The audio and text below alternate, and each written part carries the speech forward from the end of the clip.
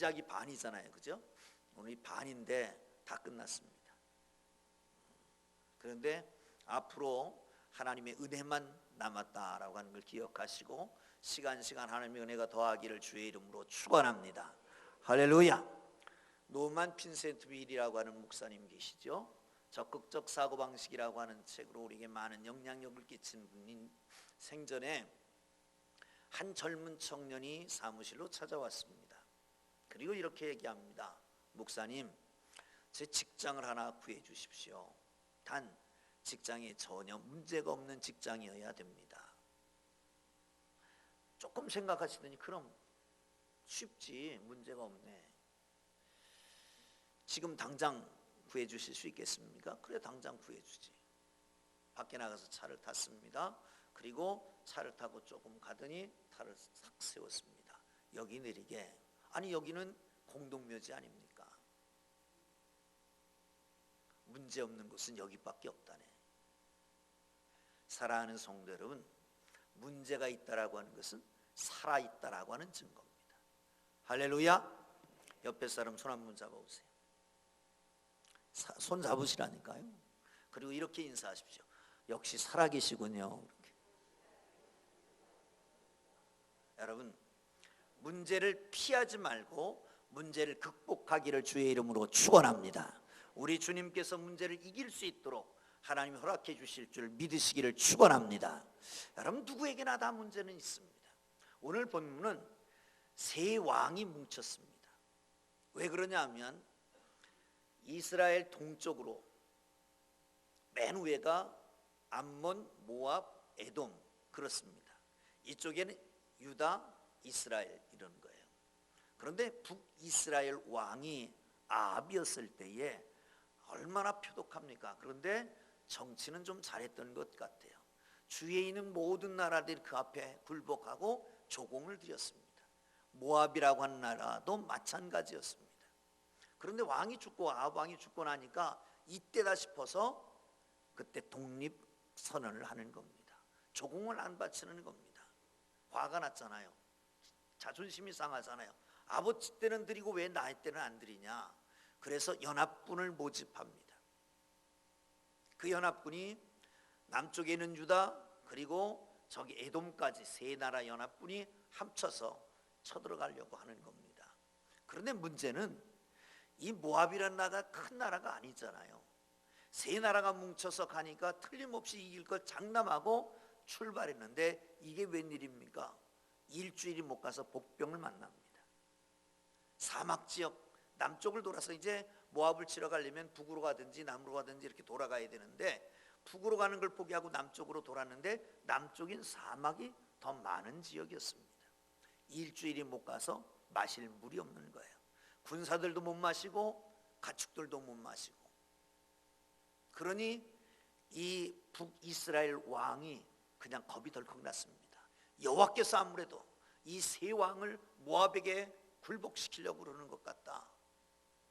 이러고 있을 때에 여호사밧이라고 하는 남유다의 왕이 그 북이스라엘 왕에게 묻습니다. 여기 혹시 우리가 물어볼 만한 하나님의 사람이 없느냐? 하나님의 사람 없느냐 물어보니까 옛날에 엘리야에게 손에 물을 붓던 사람 하나가 있다.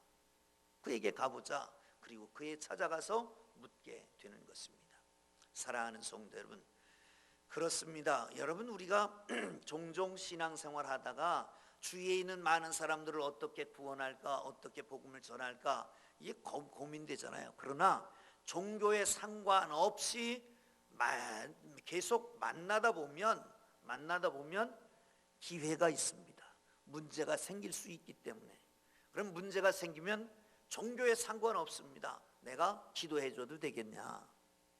그러면 아니 급한데 뭐 기도 안 받겠어요? 그러면서 길이 열려지는 겁니다. 사랑하는 성도 여러분, 전도하는 것 그렇게 어렵지 않습니다. 복음을 증거하는 하나님의 사람들 되기를 주의 이름으로 축원합니다. 그런데 엘리사가 나타나서 그러면 어떻게 처방전을 내렸냐?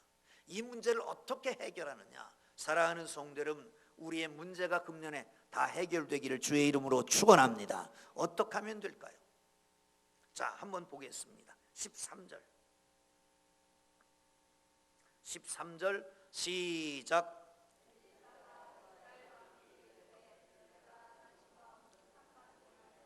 당신의 부친의 선지자들과 당신의 모친의 선지자들에게 가소서 하니 이스라엘 왕이 그에게 이르되 그렇지 아니하니이다. 여호와께서 이 세 왕을 불러 모압 손에 넘기려 하시나이다 하니라. 아멘. 할렐루야. 할렐루야. 여러분, 처음에 해야 될 게 뭐냐 하면 뭐니 해도 회개부터 해야 된다. 어떤 때는 잘못에 대해서 그냥 딱 꼬집어서 당신 잘못했지 회개해 이렇게 하는 경우도 있습니다. 그런데 대부분은 그렇게 하지 않고 돌려서 얘기합니다. 나단 선지가 다윗에게 다가갑니다. 그리고 한 예화를 듭니다. 큰 부자가 있었고 가난한 과부가 있었다. 큰 부자는 양이 많았고 가난한 부자는 한 마리밖에 없었는데 큰 부자의 집에 손님이 와서 가난한 집에 양을 잡아다가 손님 대접을 했다. 다윗이 화가 났습니다. 도대체 그 사람이 누구냐? 당신입니다. 이렇게 하잖아요. 오늘 본문에 보면 이렇게 얘기합니다. 찾아오니까 그 북이스라엘 왕에게 당신과 나와 무슨 상관이 있습니까? 당신의 어머니 선지자, 당신의 아버지 선지자에게 가십시오. 누굽니까? 바알의 선지자, 아세라 선지자를 찾아가라는 겁니다. 회개를 촉구하는 거예요. 지금까지 하나님 앞에 오지 않았는데 아직도 우상을 섬기고 있는 당신이 뭘 와서 내게 구하냐 말이죠. 그들에게 가서 차라리 물어보라라고 하는 거예요. 그랬더니 왕이 뭐라 그럽니까? 아닙니다. 여호와 하나님께서 우리 세 왕을 모압의 손에 붙이려고 하는 거 아닙니까? 이게 회개 아니겠습니까?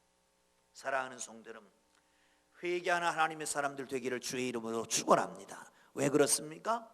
하나님이 우리를 구원하지 못하시는 일은 우리와 하나님 사이에 간격이 있기 때문입니다.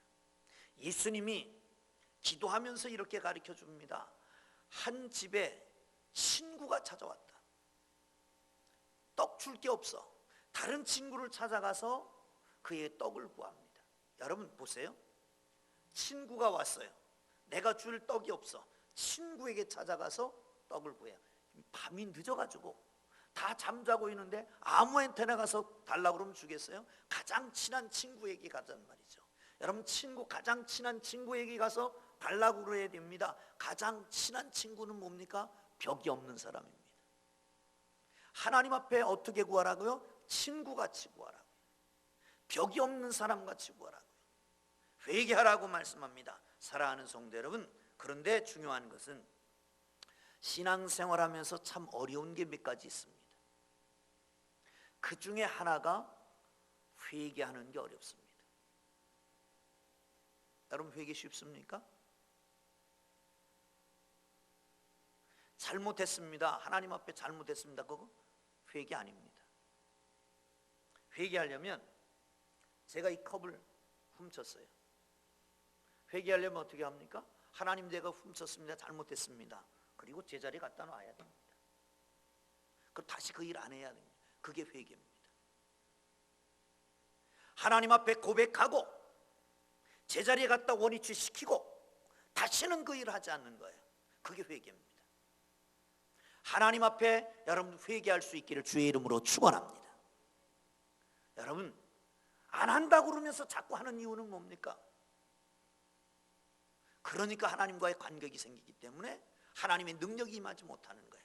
내가 손이 짧아서 너를 구원하지 못함도 아니고 내 가슴이 좁아서 너를 안지 못함도 아니라 너와 나 사이에 간격이 있다는 거예요. 벽이 있다는 거예요. 이 죄 문제를 해결하라는 거죠.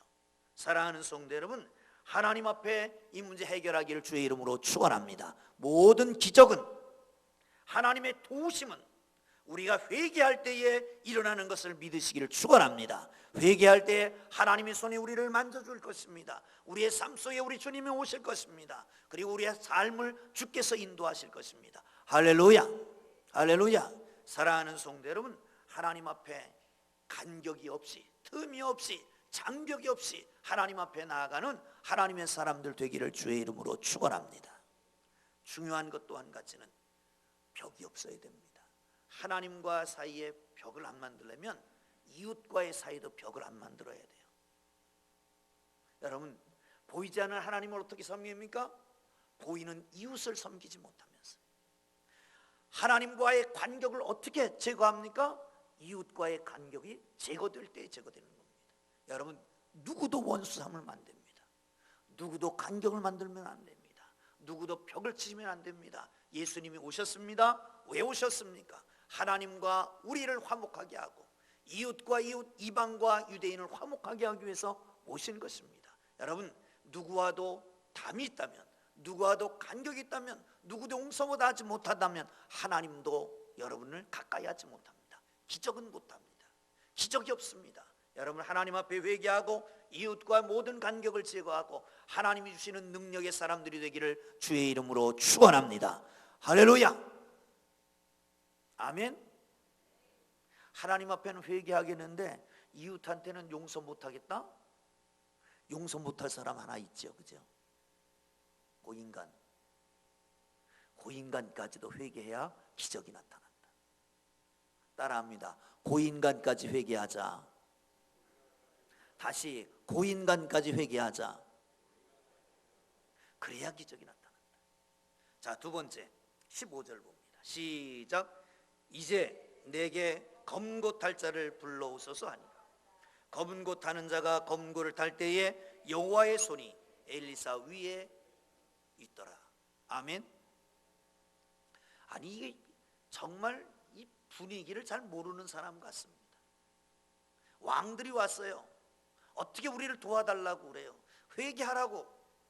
아니, 당신의 선지자에게 왕의 아버지 선지자, 어머니 선지자에게 가지 왜 나한테 왔냐고. 아니다, 여호와 하나님께서 우리를 몰살시키려고 그러는 것 같다. 그러고 난더니 갑자기 검은 곶 탈자를 가지고 데려오라는 거예요. 그리고 검은 곶 탈자가 왔습니다. 검은 곶을 타는 동안 하나님의 영이 그 위에 임했습니다. 여러분, 검은 곶 탄다라고 하는 건 뭘까요? 찬양입니다. 어쩌면 어떤 학자는 그래요. 왜 검은 곶 탈자를 불렀냐? 그것은 지금 흥분해 있는 것, 흥분을 가라앉히기 위해서, 마음을 가라앉히기 위해, 마음을 정돈시키기 위해서 검은 곶 탈자를 불러왔다는 거예요. 또 다른 측면에서는 그렇습니다. 여러분, 하나님을 바라보는 겁니다. 내 마음을 정돈하고 하나님을 바라봅니다. 그게 바로 뭡니까? 찬양입니다. 찬양은 기적이 있는 걸 믿으시기를 축원합니다. 여러분, 힘들고 어려울 때 찬양하십시오. 바울과 실라가 억울하게 매를 맞고 아프고 고통스러운 가운데 그 감방에 들어가서 찬양과 기도할 때 옥문이 열렸잖아요. 착고가 풀렸잖아요. 여러분, 기적, 주님을 바라볼 때 나타나는 걸 믿으시기를 축원합니다. 인간의 허탄한 것 도움을 구하지 말고 회개하고 난 다음에 하나님을 찬양하기를 주의 이름으로 축원합니다. 여러분, 마음이 가라앉고 답답하고 앞길이 보이지 않고 암담할 때 하나님을 찬양하십시오. 가슴이 열릴 것입니다. 하나님을 바라보게 될 것입니다. 하나님께서 역사하셔서 우리의 모든 문제가 정리정돈되기 시작할 것을 믿으시기를 축원합니다. 찬양하십시오. 슬퍼도 찬양하십시오. 답답해도 찬양하십시오. 문제가 풀리지 않아도 찬양하십시오. 찬양은 우리의 마음을 열고 하나님의 하늘 보고를 열고 하나님께서 역사하시는 능력이 우리에게 나타나게 될 것입니다. 주님이 만져주기 시작할 겁니다. 주님이 임하십니다. 성령으로 우리를 타치하기 시작합니다. 우리의 문제를 해결하게 될 것입니다. 찬양으로 하나님 앞에 나아가기를 주의 이름으로 축원합니다. 할렐루야. 할렐루야. 마지막으로 16절 봅니다. 시작. 다시 읽습니다. 시작. 그가 이르되 여호와의 말씀이 이 골짜기 개천을 많이 팔아 하셨나이다. 아멘. 하나님이 임했어요. 그리고 명령하십니다. 뭐라고요? 개천을 팔아. 여러분, 말씀에 귀를 기울이기를 주의 이름으로 축원합니다. 말씀을 듣고 말씀을 믿고 말씀대로 살면 말씀대로 이루어진다. 할렐루야. 할렐루야. 따라합니다. 말씀을 듣고 말씀을 믿고 말씀대로 살면 말씀대로 이루어진다. 시작.